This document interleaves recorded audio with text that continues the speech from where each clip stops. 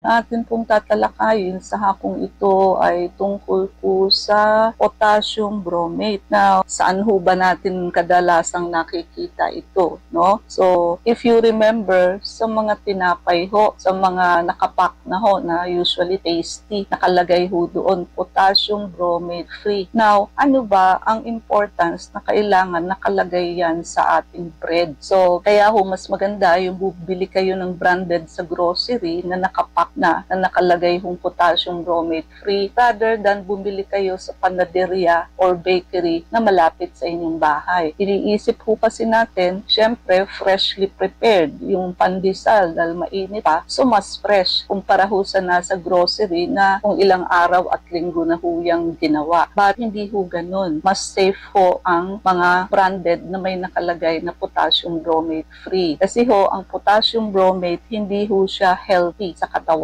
na dapat ho ang mga bread wala hong potassium bromate. But why is it that ang mga panaderia o bakery are using still potassium bromate? Kasi ho, much cheaper. Mas mura ho yan. Tsaka mas na-extend ho yung shelf life ng bread. No? And I remember, meron ho kaming isang pasyente na nagka-colon cancer. And one of her habit is what? Every dinner, hindi ho siya kumakain ng rice. So, it is always a bread for so many years. And what does she got? Ayun ho, colon cancer. No, hindi ko makakalimutan yun. Because some of the patient thinks that eating bread is healthier than eating rice. Hindi po ganun. Kasi nga, because of potassium bromate. Gawa na ho yan ng tao, hindi nagawa ng Diyos tulad ng kanin. Especially kung nagda-diet, mas kaunti ang calories, iniisip nila kumpara sa kakain ka ng rice. Kumain ho kayo ng rice, mas masustansya ho yan. At kumbaga, bawasan nyo lang kung nagda-diet ho kayo. But do not substitute it with bread. At mas maganda ho kung ang rice ninyo is brown, red, or black rice. Or yung quinoa, pwede ho yan. No? Kasi itong white rice, refined na ho ito. Natanggal na yung outermost covering which is bran at yung innermost layer. Ang natira na lamang ho doon is the middle layer which is all starch. Ang starch o pagka yan metabolize natin, ang lalabas ho doon sugar. So puro sugar na lamang ho ang laman ng refined rice o puting kanin o bigas. Minsan di natin alam, proud na proud tayo, uy, ang ganda ng bigas mo, ang puti, very refined. No? Hindi nyo ho alam, mas wala na hong sustansya ang puting bigas o kanin rather than yung mga brown, red, or black rice. Kasi ho, yung ganon, uupa ho ang sustansya. May vitamins, minerals, no? Kompleto ho, protein. Nandoon ho lahat ng sustansya kasi intact pa ho. Hindi pa ho siya ni-refine. Okay? So, tandaan niyo po yan. So, yung dapat ho, dinner ninyo, rice ho, huwag kayong mag-bread. Huwag nyo i-substitute ng bread. Kasi, hindi nyo nga ho alam, lalo na kung binili nyo lang yan sa bakery, hindi nyo alam kung potassium bromate free ang ginamit dyan. Okay. Potassium bromate free bread, so means that the bread is made without using potassium bromate as a flour sa harina ho. At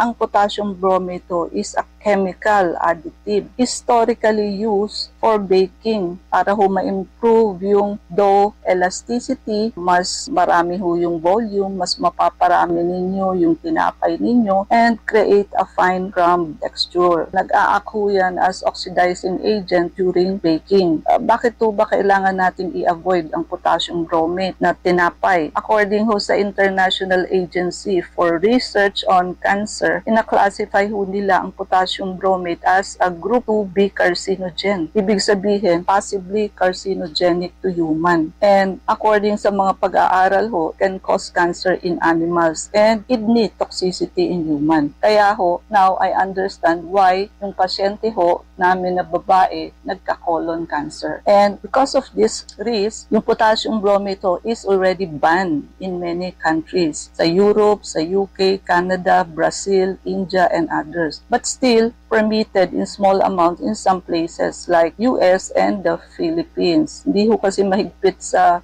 Pilipinas about potassium bromate sa bread. So when it is labeled potassium bromate free, it means na yung manufacturer did not use potassium bromate sa kanilang harina. or dough processing. But instead, gumagamit ho sila ng ibang substitute or alternative tulad ho ng ascorbic acid, which is vitamin C, enzyme, or calcium peroxide para ho i-strengthen yung dough and i-improve ang texture. So, in short, when you see the label potassium bromate free bread, ibig sabihin ho, mas safer, mas cleaner na nilabel ho yung bread without a potentially harmful additive. Ano ho ba ang mga health risks ng potassium bromate? Ayan, nangunguna ho, carcinogenic, cancerous, may cancer-causing potential. Of all the diseases, cancer pa, no? Kumakain ka lang ng tinapay, hindi mo alam na nagdadagdag ka ng pagkakaroon ng o chance na magkaroon ng cancer sa katawan. And yun nga, classified siya as group 2B. At sa animal studies, may nakita rin hong kidney tumors, thyroid tumors, and peritoneal mesotheliomas pag-expose sa potassium bromate. At nakaka-cause din ho yan ng oxidative DNA damage. So imagine the level of the chromosomes leading to mutation. Nag-iiba ho yung pairing ng chromosomes. Kaya yun ho ang nagtitrigger ng cancer. Again, kidney damage. So, nephrotoxic ho siya. So, toxic siya sa kidney. Ibig sabihin ng toxic, poisonous. Nakakakos ho yan ng renal cell damage, proteinuria, and imagine, renal failure pagka high exposure. And even low level over time may contribute to CKD, chronic kidney disease. When you say CKD, ito yung mga dinadialysis na pasyente dahil sira na ang kidney. Thyroid toxicity, follicular cell tumors. Pwede ho itong mag-disrupt ng thyroid hormone balance by damaging the thyroid tissue. So, nadadamage ho yung thyroid tissue. Again, hearing loss. So, ototoxicity siya. Pag lagi ho na-expose sa potassium bromate, nadadamage ho yung cochlea, inner ear, leading to sensorineural hearing loss. So, yung mga mahihina na ho ang tenga, baka ho kayo ay mahilig sa tinapay in the past. And other toxic effect, gastrointestinal irritation, kumain kayo ng tinapay o nagpandesal kayo, lalo ho kayong nausea, vomiting, and abdominal pain. Nagkakos din ho yan ng CNS toxicity, central nervous system toxicity. So, such as headache, confusion, severe poisoning, even seizure. Also, hemolysis, oxidative stress can damage red blood cells. So, ang regulatory status ho niyan, ayan, sa Pilipinas, so small amounts nagagamit pa rin. But residual bromate should not be present after baking. Ang problema ho dito, sometimes traces remain, especially in poorly regulated bakeries. So, ang mga safer alternatives, sabi nga natin, are ascorbic acid. Nakaka-strengthen ho yan ng dough naturally. Enzyme, amylase, silanase, improve texture and volume, and calcium peroxide or monocalcium phosphate, safe dough improver. Instead na gumamit ng potassium bromate. Ang potassium bromate ho is a flour additive. Now, once ginamit to make the bread rise higher and look fluffier. But sa medical research ho, it shows that it can damage the kidney, take no thyroid, and even increase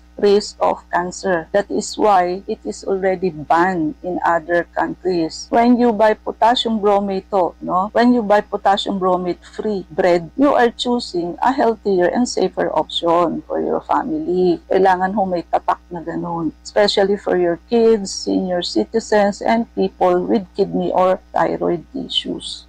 So, yung may mga CKD, wag yung pakainin ng walang potassium bromate free. And maganda ho yung natural alternatives like vitamin C and enzyme. And pagka ho sinabing potassium bromate free bread, meaning wala hong hidden harmful chemicals added. And potassium bromate free bread are richer in fiber, vitamins, and minerals. And burahin niyo ho yung concept na pagka wheat bread is healthier than white bread. Kahit ho wheat bread, pwede pa rin ho yung gamitan ng potassium bromate. And if you try to ask yung mga bakery sa paligid ninyo, some local bakeries in the Philippines still use bromated flour. Mas mura ho kasi, so mas malaki ang profit nila. And ang problema dito, most people do not know, hindi ho alam ang katotohanan ito, that an ordinary bread may contain potassium bromate, which is a possible cancer-causing chemical that is banned in many countries. Pero ginagamit pa rin ho dito sa atin. And even small amount na meron ho doon sa bread can add up over time. Kahit to sabihin nyo, kumakain lang kayo ng isa, dalawang pandesal a day. So in short, potassium bromate-free bread is clean, safe, and modern bread. Walang hidden carcinogens, gumagamit ho ng natural dough improver, and healthier and family safe choice. Bakit ho ito ay malaking issue sa pang-araw-araw na pamumuhay ng tao, which is hindi nila alam, no? Ano ba naman ang alam ng ordinaryong tao sa potassium bromate?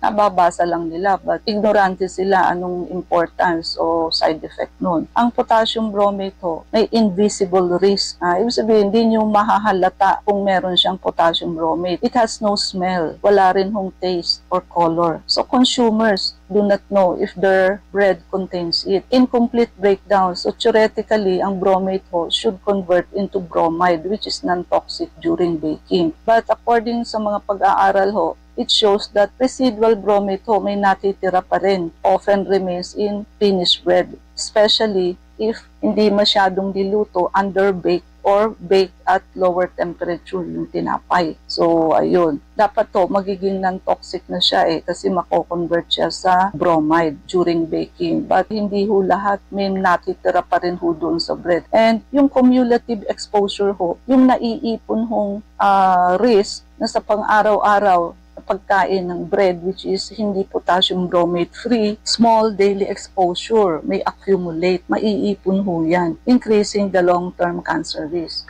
Kaya ho yung nangyari dun sa pasyente ko, ay talaga hong nagka-cancer kasi every dinner talagang routine niya, hindi siya kumakain ng kanin. Alam niyo ba na marami pa rin tinapay sa market ang gumagamit ng potassium bromate? At ito ho yung chemical na ginagamit, yung pinag-uusapan natin para mas lumambot at bumilog ang tinapay. Pero may mataas na risk nga ho sa kidney, thyroid, and even cancer. Ang masama pa ho, kahit luto na, pwedeng may tirang residue na pumapasok sa katawan natin araw-araw. Imagine ninyo, araw-araw mong kinakain, hindi mo alam, unti-unti pa lang nakasisira ng ating katawan. Lalo na ho sa mga bata, buntis, at yung may mga kidney problem, mas delikado. Kaya nga ho sa ibang bansa, totally ban na ho yan. Pero dito ho kasi sa Pilipinas, nandyan pa rin lalo na sa murang pandesal o local breads. So kung ang tinapay nga ho, pinipili ng mga tao ang bromate free kasi mas ligtas. Ganun din ho tayo dapat sa ating kape. Bakit ho tayo nauwi sa kape? Iyan ho kasi ang magka-partner, yung tinapay sa kape. Yung mga matatanda, isinasawsaw pa nga ho ang pandesal sa kape. So dapat piliin ho natin yung walang chemical side effect at mayroong natural ingredients na nakatutulong sa health. So dito ho papasok ang Dr. Irene Lim Herbal Coffee. Meron ho kasi itong 15 powerful natural ingredients para sa puso,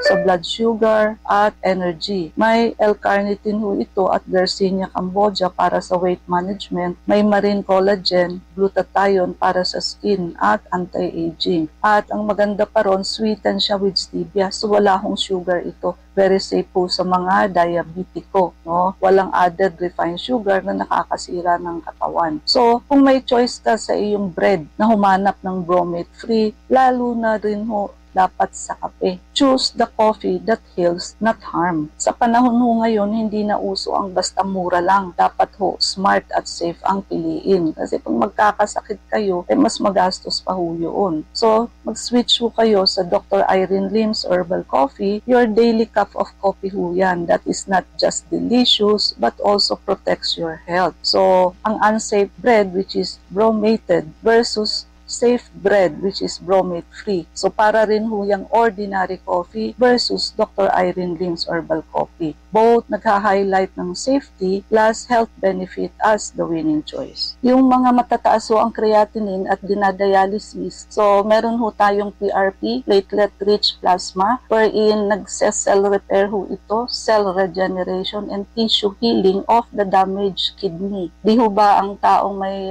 CKD o mataas ang creatinine, so 75% of the kidney is already damaged. So kailangan ho ng something that will do cell repair and tissue healing, wherein dialysis and kidney transplant, hindi niya ho nagagawa yon. And ang PRP ho is 100% autologous, meaning it is coming from our own blood. No? So wala ho siyang synthetic chemicals, and pwede ho natin gamitin ito as a complementary approach alongside with your current medical management, whatever ang ginagawa nyo as of now, dialysis or pre-transplant care. And yung pagdadialysis nyo po, it will not cure your damaged kidney. So, ipinaglilinis lang ho kayo ng blood na marumi na kasi hindi na ho kayang gawin ng ating sariling kidney. At yung mga na-kidney transplant naman ho, hindi ho alam ng pasyente na kadalasan ay iinom ho sila ng immunosuppressant or immunosuppressive drugs para ho hindi i-reject yung kidney nila. So, magiging very prone to infection ng pasyente. Ang kadalasan ho nangyayari, ang kinamamatay ng pasyente is infection like pneumonia.